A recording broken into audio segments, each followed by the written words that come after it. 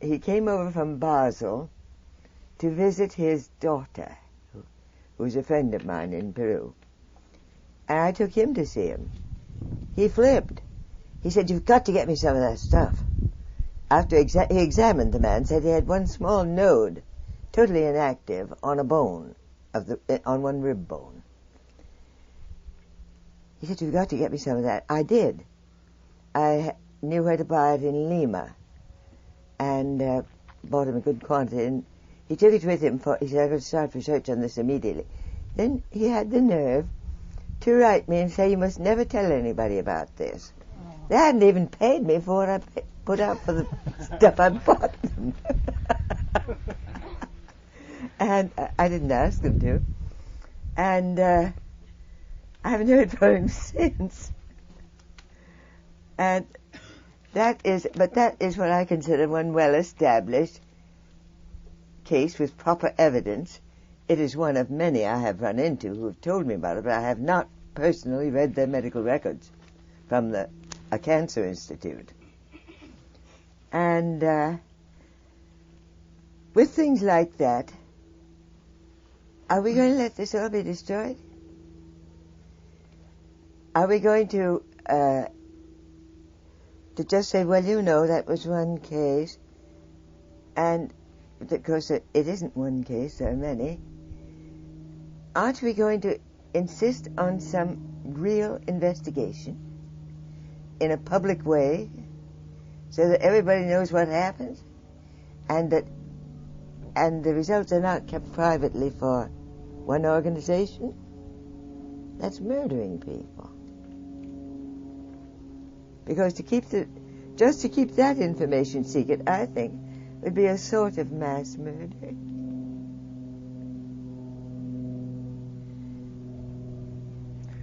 Yes. Yeah. A lot of your stories, Nicole, have involved part of the players in the story have involved an encounter with a physician similar to the one you just told. Yes. And many of the stories make the physicians look muddle-headed. No, not necessarily. They are muddle-headed. What physicians? Perhaps that's the answer to my question. It's not the physicians.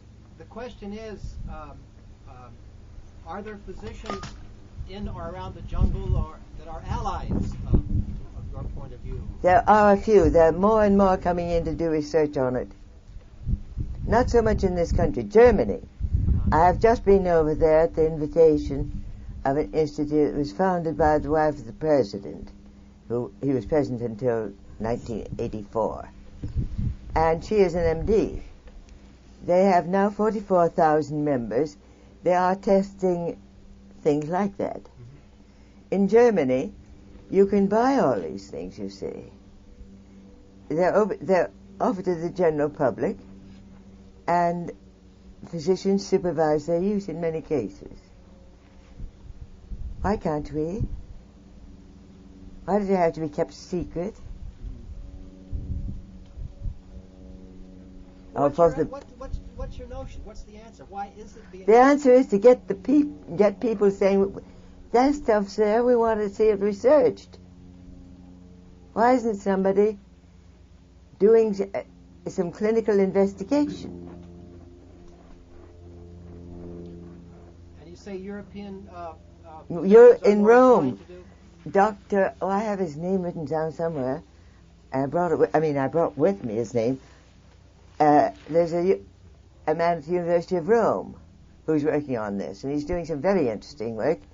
I think it was he that established the low toxicity of uña de gato, and which was he found it to achieve any semblance of a toxic effect, they had to give more than 1 gram per kilo body weight of concentrated extract.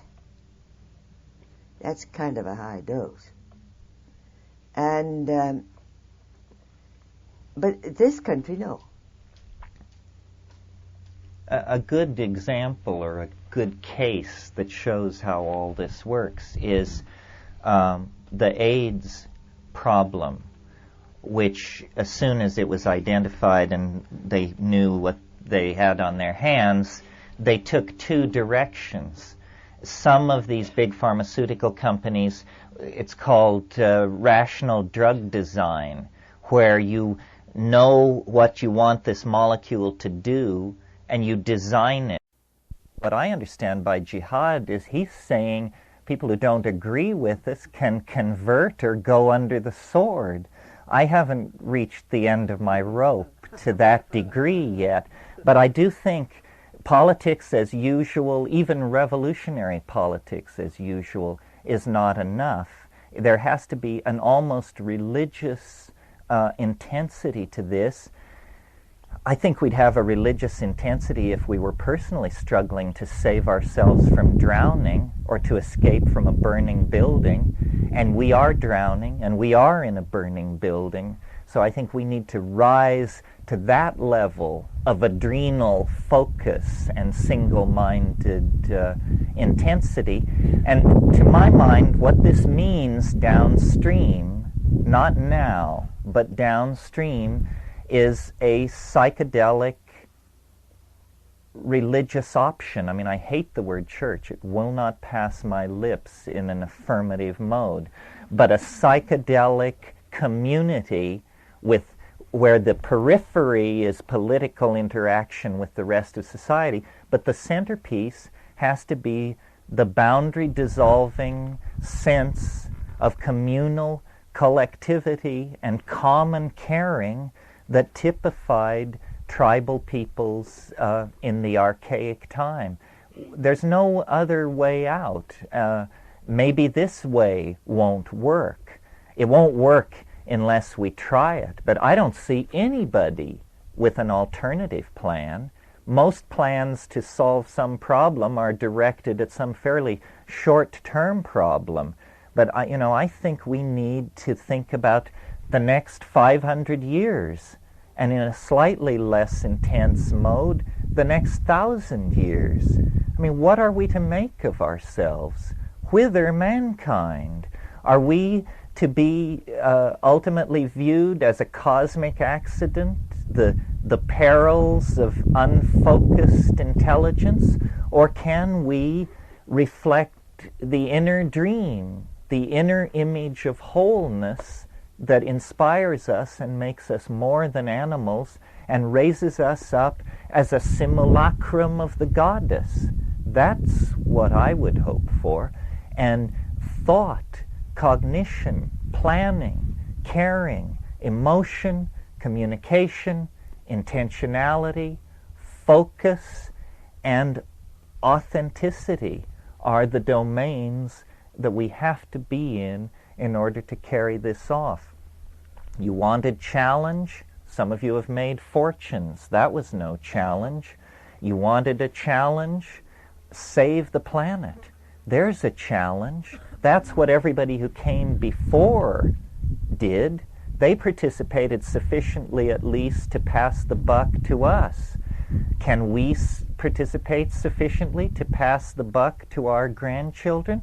Or are we just going to go down as the lamest generation in the life of the planet? I can't believe it. I know too many of these people. I love too many of these people. We just need to do our best. As the Grateful Dead say, just a little bit harder, just a little bit more. You can't go back, and you can't stand still. If the thunder don't get you, then the lightning will. So forward into the future with a high heart and reasonable hope that we can make this planet into a living reflection of the inner dream. Thank you all very, very much. Thank you, Nicole, very, very much. Well, I'm peculiarly useless in this sort of discussion because I have not been in this country enough to know whom I want to shoot. I'll point the gun. You pull the trigger.